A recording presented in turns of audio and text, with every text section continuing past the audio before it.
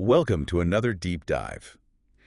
Today we are diving into the captivating history of Chinese immigrants during the California Gold Rush and beyond.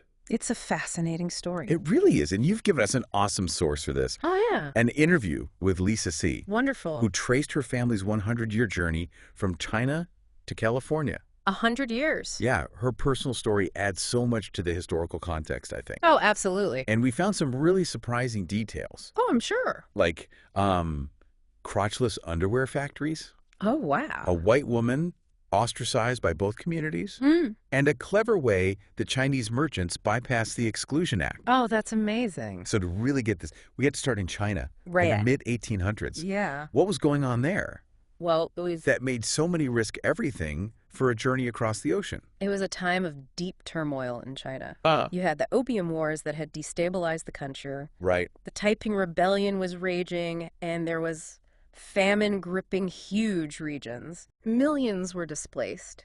They were facing a constant battle for survival. I see. It was desperate. So this gold mountain, or Gamsan, as it was known in Cantonese, Right. must have seemed like a beacon of hope. Oh, absolutely. It represented the American dream, a land of opportunity where they envisioned, streets paved with gold and fortunes to be made. Yeah.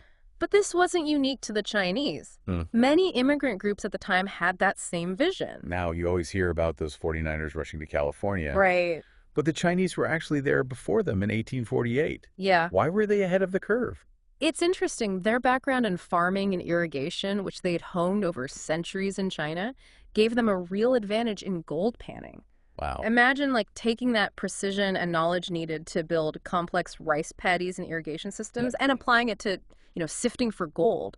They were already masters of water management, which is crucial Oh, yeah. in, separating those nuggets from the sediment. So they were initially quite successful.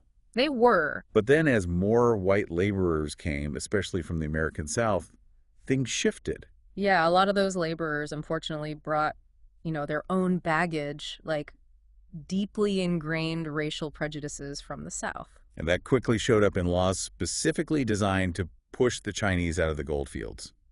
Yeah, they did things like the foreign miners tax, which imposed a large monthly fee on non-American miners, and that specifically targeted the Chinese. Wow. And then there were restrictions on claim ownership. Right. So it was nearly impossible for them to legally secure land for mining. Wow. These were really deliberate attempts to push them out.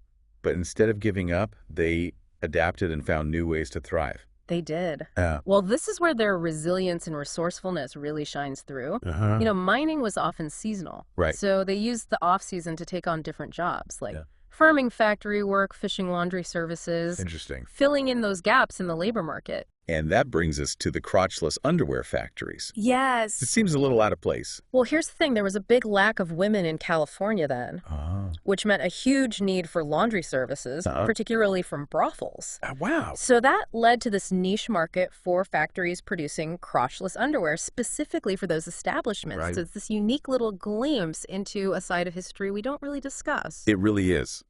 Now, this is where Lisa C's family story comes in. Her great-great-grandfather arrives in 1867, right during the Transcontinental Railroad construction. He was an herbalist, but it sounds like he wasn't really drawn by gold. Right. Well, from what she says in the interview, her great-great-grandfather was kind of a complex character. Uh-huh. More of a deadbeat dad, actually, with a thing for gambling and women. Oh, wow. It's not really the image of, those fortune seekers on Gold Mountain. Quite a change from that image. Mm-hmm. But then his son Fongxi arrives at just 14 years old to confront his dad Right. and ends up staying. What was so different about Fongxi? He's got this amazing entrepreneurial spirit. Mhm. I mean, imagine starting with a crotchless underwear factory Yeah. and then moving into this world of Chinese antiques, Wow. which he did and ended up being quite successful in. And then his marriage to Taipu, a white woman. Yeah. That was a pretty unconventional relationship Yeah. for the time. It defied societal norms and legal barriers. Yeah. Imagine the challenges they faced being shunned by both the Chinese and white communities. Wow. And the anti-miscegenation laws at the time further complicated things. So their relationship was a real clash between personal choices and cultural norms. Yeah, it really was. It's amazing they persevered with all that adversity. It is. But as Fongxi built his life, the Chinese Exclusion Act of 1882 comes along. Right. This was a major turning point, wasn't it? It was a huge shift driven by economic anxieties and growing anti-Chinese sentiment. Ah, I mean, the Transcontinental Railroad was finished. right. There was a surge in white laborers, Yeah. and there were fears that the Chinese were taking jobs. Right. It was a bad time. And sadly, this fear often turned into violence. It did. The Chinese were driven out of towns all along the West Coast. During what's known as the driving out era. Exactly. And that was a dark chapter. Yeah. Riots, expulsions, murders. It was a terrible time. But Lisa C's great-grandfather, always the resourceful businessman, found a way to use this situation to his advantage. He did. How? Well, he was a legitimate merchant, which was one of the few exceptions to the Exclusion Act. Wow. Merchants were allowed in. Uh-huh. So he added names to his partnership list, Oh, wow. essentially letting people immigrate, but for a price, of course. Talk about turning lemons into lemonade. Now, despite all this, the Chinese immigrants had such an impact on California, and not just the food. Right. Their influence goes way beyond that. Yeah. They built crucial infrastructure, Hmm. railroads, levees, bridges, things that shaped the California landscape. Yeah. And their work and ingenuity laid the groundwork for California's economic growth. And they brought cultural practices that are now woven into American life. They did things like traditional Chinese medicine and the concept of feng shui, Yeah. which is now part of American culture. So it all goes back to that question. Did Lee Cicie's great-grandfather achieve the Gold Mountain dream? He had material success, Right. but at what cost? Right. What do you think? Well, on the one hand, he built multiple businesses. He owned a car. He had a big family. Yeah. But on the other hand, he faced hardship discrimination and a really complex personal life. Yeah. It makes you wonder, what does it mean to achieve the American dream? And are those sacrifices worth it? Really makes you think. It does. Yeah, it really makes you think about what success really means. It does. You know, Lisa C. mentions how those early Chinese miners were often targets of claim jumpers Right. and faced blatant discrimination and legal disputes. Ah. It's sad to see that same prejudice in some of the anti-immigrant stuff we hear today. It is a recurring theme, unfortunately. When things get tough economically, immigrant groups are often blamed, for taking jobs or resources that others feel entitled to. Yeah, it shows how important it is to learn from the past and challenge those prejudices whenever we see them. I agree. Now, there's this one story Lisa C. shared that I found really compelling. It's about her great-grandfather confronting his father in Sacramento Oh, wow. after traveling all the way from China at only 14 years old. That's incredible. I know. Talk about courage. It really shows his character and determination, even at that age. Yeah, and he didn't just confront his father. He chose to stay in this new place and make his own way. Exactly. He started from the bottom, He did. even working in that unconventional underwear business. Right. It shows his entrepreneurial spirit and how adaptable he was. He Oh. saw need and filled it. And that drive eventually led him to the Chinese antiques trade. It did. And then there's his marriage to Tai Pewitt. Right. Their relationship must have been really tough back then. What can you tell us about her? Well, Tai Pewitt's story is fascinating. She was a white woman who came west with her family on the Oregon Trail, Wow. facing all the dangers of frontier life. So a very different experience from the Chinese immigrants. Right. She lost both her parents young and was reportedly mistreated by her brothers. Oh, wow. So it's no wonder she wanted a new life. It shows how many different paths brought people to California during the gold rush. It wasn't just about gold. No. It was about opportunity freedom, a chance to start over. Right. But Tai Pewitt's decision to marry Fong Si really went against the grain. Absolutely. It showed their love and rejection of the prejudices at the time. Yeah. And they built a life together despite the stigma and legal barriers like those anti-miscegenation laws. It's incredible how their connection transcended those cultural boundaries and societal pressures. It is? But sadly, their relationship also shows how prejudice can isolate people. Lisa C. says Tai Pewitt was ostracized by both the Chinese and white communities. That's right. And that shows how prejudice can come from different sides and make someone feel like they don't belong anywhere. Yeah, imagine being stuck between two worlds, accepted by neither. Right. It shows how strong she was to carry on despite that. Her experience really adds another layer to this story, doesn't it? Yeah. It makes us think about the different ways prejudice can affect people. It does. Now, while we've been focusing on the Chinese-American experience, Mm-hmm.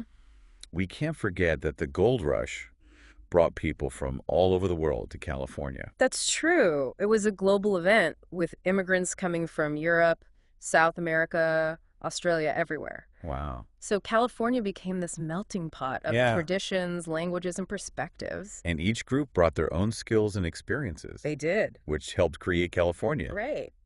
I can only imagine how busy and exciting the gold rush must have been. Oh, absolutely. Picture boom towns popping up overnight, filled with saloons, gambling halls, stores, and restaurants serving food from all over the world. Wow. It was a time of massive change, fueled by the search for gold, but it also created a really dynamic exchange of cultures and ideas. It must have been an amazing time to be alive. It would have been. So let's talk more about the impact of the Chinese Exclusion Act on the broader Chinese American community. We know it barred most Chinese immigrants from entering the country. Right. But what were the lasting consequences of this policy? Well, the Exclusion Act really devastated families, communities, and the entire cultural landscape of the U.S. It created a climate of fear and suspicion, leading to widespread discrimination and violence against Chinese Americans. And it also had a huge effect on the demographics of the community. Exactly. The gender imbalance it created lasted for decades. Right. Chinese women couldn't enter the country. So many Chinese men stayed single or started families with women of other races. Like Lisa C's great-grandparents. Exactly. And that's a great example of the unintended consequences of these policies. It shows how important it is to think about the long-term human impact of our actions.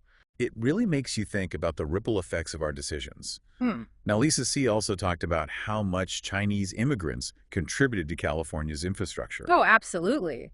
They were crucial in developing California's transportation network, Right. building railroads, levees, bridges, all sorts of vital projects. They literally shaped the physical landscape of the state. It's amazing. And they did it all under really difficult and dangerous conditions. Yeah, it speaks volumes about their work ethic, their skill, their determination to build a better life for themselves and their families. It does, and it was all done while facing terrible discrimination and prejudice. Their story is real testament to the human spirit. It is. It reminds us that the history of California and of the whole United States is deeply connected to the work and contributions of immigrants. So true. Their stories are often forgotten, but they're so important to understanding our nation's story. I agree. And that story is still being written today as new immigrants arrive looking for opportunity and adding their own unique perspectives to American society. And those perspectives often come together in really interesting ways, just like in Lisa C's family. Right. The blending of cultures and traditions creates a richness and depth that we can all appreciate. Now, I want to talk about something that really stood out to me in Lisa C's interview.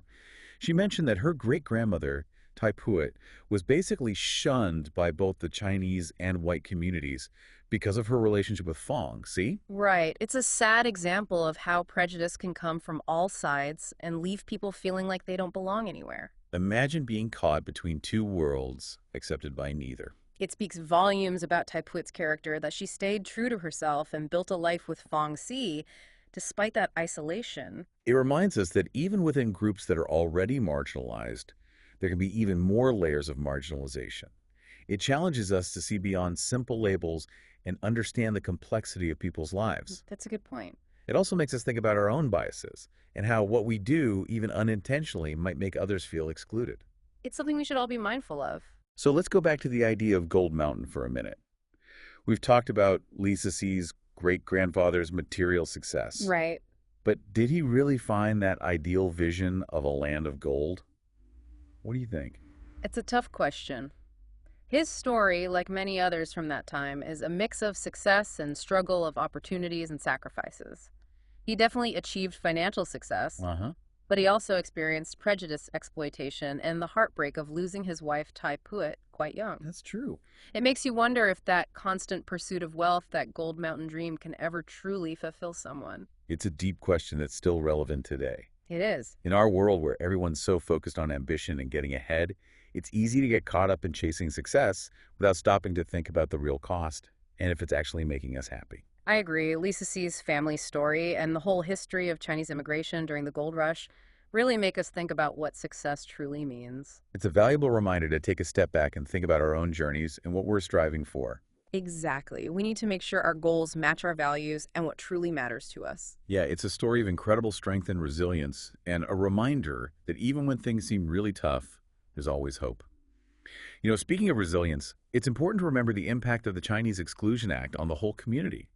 What were some of the long-term effects on Chinese Americans as a whole? Well, the Exclusion Act had these ripple effects that impacted the Chinese American community for generations, socially, economically, culturally. It created this climate of fear and suspicion, which led to widespread discrimination, acts of violence, and the denial of basic human rights. Imagine being seen as suspicious all the time, treated like an outsider, and denied opportunities just because of your ethnicity. It's really sad to think about the damage this policy caused. And it reminds us that prejudice can have a long-lasting impact on communities. Hmm. But beyond the social and emotional impact, the Exclusion Act also affected the demographics of the Chinese American community. Absolutely. The act dramatically skewed the gender ratio. Because Chinese women were largely barred from entering the country, many Chinese men couldn't find partners to start families. Some remained single, while others formed relationships with women from other racial or ethnic groups like Lisa C's great-grandparents. It's interesting how this policy actually led to more interracial relationships and diversified the Chinese American community. It shows you how complex immigration policies are and how important it is to think about their long-term impact on people and communities. Now let's go back to the contributions of Chinese immigrants to California's infrastructure. We talked about their role in building the railroads, but Lisa C. also highlighted their work on levees, bridges, and other public works projects that really changed California's landscape. Yeah, their work on California's infrastructure was essential. Their labor was critical in building the foundation for the state's success. And it's important to remember that they did all of this in really tough conditions, often facing exploitation, dangerous work environments, and a lot of discrimination. It's a testament to their dedication and their desire for a better life. Their story is a reminder that the history of California and the entire U.S. is connected to the contributions and sacrifices of immigrants. That's right. Their stories often get overlooked, but we need to make sure we acknowledge their work and celebrate their achievements. Absolutely. Their legacy is a reminder that America's story is a blend of many different cultures and backgrounds. Now, before we finish this deep dive, I want to leave you with something to think about. Imagine you could talk to Lisa C. and ask her one question about her family or the Chinese American experience. What would it be? That's a great question to consider as you reflect on this complex history. What parts of Lisa C's story resonated with you? What made you curious? What connections did you see to your own life or the world today? Keep exploring this history, dive deeper into the stories, and think about how they still affect us today. We hope this deep dive has given you new insights, sparked new questions, and encouraged you to keep learning about Chinese immigration and its impact on America. Thanks for joining us on this amazing journey.